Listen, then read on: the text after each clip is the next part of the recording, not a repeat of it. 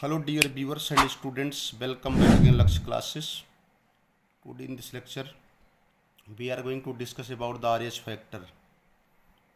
आज के इस लेक्चर में हम RH factor की बात करेंगे.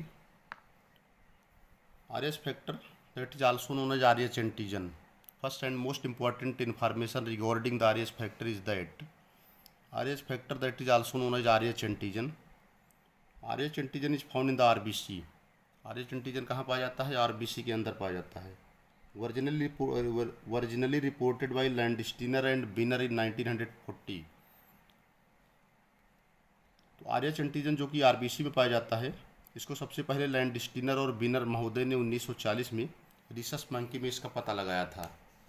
रिपोर्टेड का मतलब होता है पता लगाना. It is found in the rhesus monkey. It is found in the rhesus monkey. यह रिसस मंकी में पाया जाता है. Rhesus monkey is kind of species of monkey and man. मनुष्य में पाया जाता है, ह्यूमन में. नंबर 3 पॉइंट है, person having this antigen are called R H positive and whereas and without it are called R H negative. ऐसे person जिसमें यह एंटीजन पाया जाता है उनको आर एच पॉजिटिव कहा जाता है, और जिसमें यह एंटीजन नहीं पाया जाता है उनको आर एच निगेटिव कहा जाता है. यानी आर एच एंटीजन जिस पर्सन के पास हो, जिस पर्सन में पाया जाएगा, जिस पर्सन के ब्लड में पाया जाता है वो आर एच पॉजिटिव होंगी, और जिनमें यह नहीं पाया जाएगा वो आर एच निगेटिव होंगी. ये बहुत क्लियर सी बात है. आगे है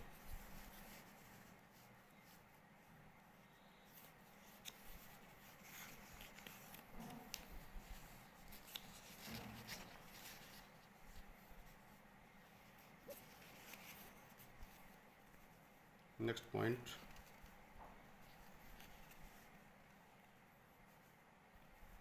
है क्या? This is a dominant genetic trait. R H factor क्या है? एक डोमिनेंट जेनेटिक ट्रेट है and is inherited according to the Mendelian's law as following.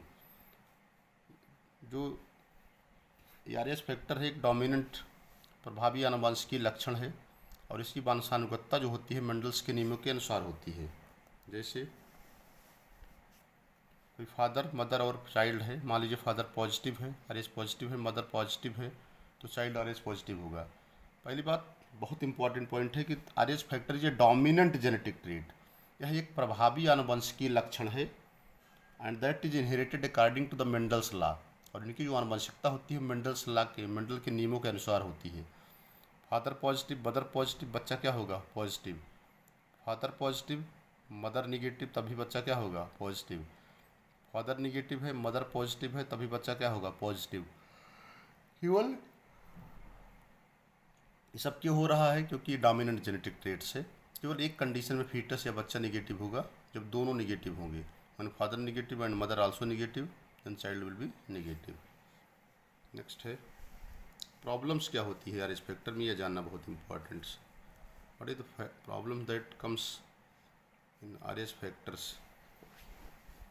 Haemolytic disease. Haemolytic disease क्या है? रक्त संलयन, रक्त का थक्का बनना, आरबीसी का क्लम्पिंग करना, आप आरबीसी का आपस में चिपकना, उसी को कहते हैं हीमोलिटिक डिजीज. ठीक है, एक हीमोलिटिक डिजीज होता है.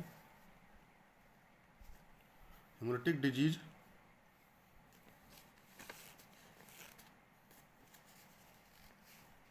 ठीक है,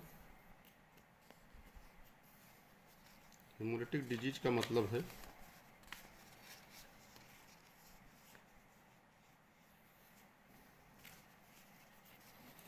हीमोलिटिक डिजीज का मतलब होता है रक्त. हीमोलिटिक डिजीज का मतलब होता है कि रक्त किस के अंदर जो आरबीसी होती है वो थक्का बना लेती है. Haemolytic disease of newborn or erythroblastosis fetalis is caused due to the misadjustment of R H factor. कभी कभी क्या होता है, जब आर एच पॉजिटिव फादर जो है आर एच निगेटिव मदर से, या are H positive person are H negative female से मैरिड करता है, तो उस समय मिस जंक्शन हो जाता है किसका? आर एच पॉजिटिव का और आर एच निगेटिव है. तो आर एच पॉजिटिव फादर जब आर एच निगेटिव मदर से मैरिड करते हैं, तो ऐसे कंडीशन में जो संतानें उत्पन्न होती हैं उनको जो है एक डिजीज हो जाता है, उसको कहते हैं हीमोलिटिक डिजीज। तो हीमोलिटिक डिजीज किसको होता है? न्यू बॉर्न, जो नया नया बच्चा जन्म लेता है। तो उस हीमोलिटिक डिजीज जो नए नए उत्पन्न होने वाले बच्चे को होता है, उसको एरिथ्रोब्लास्टोसिस फेटालिस के नाम से भी जाना जाता है, जो कि आरएच फैक्टर के मिस जंक्शन की वजह से होता है। आरएच फैक्टर के मिस जंक्शन का मतलब होता है अगर एक पॉजिटिव है एक निगेटिव है, दोनों आपस में जुड़ेंगे तो मिस जंक्शन होगा। This disease is caused when Rh foetus is developing in the uterus of Rh negative. ये डिजीज तब दिस डिजीज इज काज्ड, यह बीमारी तभी होती है जब आरएच पॉजिटिव फीटस जो होता है, आरएच पॉजिटिव भ्रूण जो होता है, आरएच निगेटिव फीमेल के यूट्रस में जो है डेवलप होता है। देखिए इसका क्रॉस देखिए, जब आरएच पॉजिटिव फादर होगा, आरएच पॉजिटिव फादर को क्रॉस करते हैं किससे? आरएच निगेटिव मदर से। आरएच पॉजिटिव फादर है और मदर क्या है? आरएच निगेटिव है, तो इसका चाइल्ड आरएच पॉजिटिव होगा, इसमें कोई संदेह नहीं है।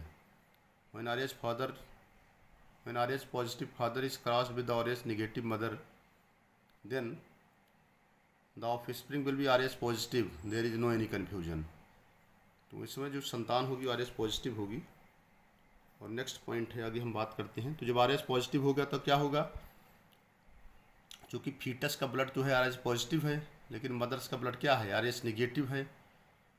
तो ऐसी कंडीशन में due to the destruction of placenta, कभी कभी क्या होता है, प्लेसेंटा में रिसाव के कारण या प्लेसेंटा के टूटने के कारण कभी कभी जो फीटस का ब्लड है वो मदर के ब्लड के संपर्क में आ जाता है।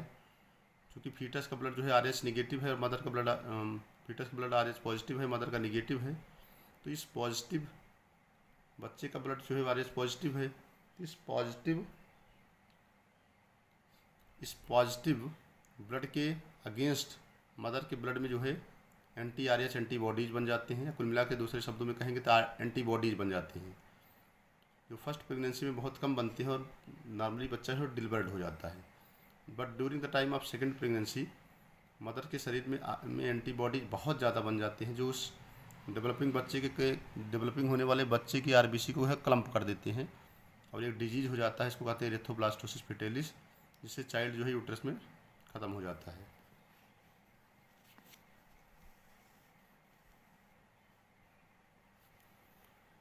In this condition Rh negative mother start to produce Rh antibodies. जब आरएच फादर जो है आरएच निगेटिव मदर से क्रॉस होगा, मैरिड करेगा, तो बच्चा जो है आरएच पॉजिटिव चाइल्ड होगा। जब आरएच पॉजिटिव चाइल्ड जो है आरएच निगेटिव मदर के यूट्रस में डेवलप होगा, तब क्या होगा? इन दिस कंडीशन, ऐसी कंडीशन में जो आरएच निगेटिव मदर है स्टार्ट कर देगी क्या बनाना? आरएच एंटीबॉडीज, जो कि पास कर जाता है फीटस में और बच्चे को की जो आरबीसी होती है उसको डिस्ट्रॉय कर देती है। फर्स्ट प्रेगनेंसी जनरली सेफ, पहली प्रेगनेंसी जो है सामान्यतः सेफ हो जाती है। क्यों? बिकॉज पहली प्रेगनेंसी क्यों सेफ हो जाती है मैंने पहले ही बताया, क्योंकि उसमें एंटीबॉडीज की संख्या कम रहती है।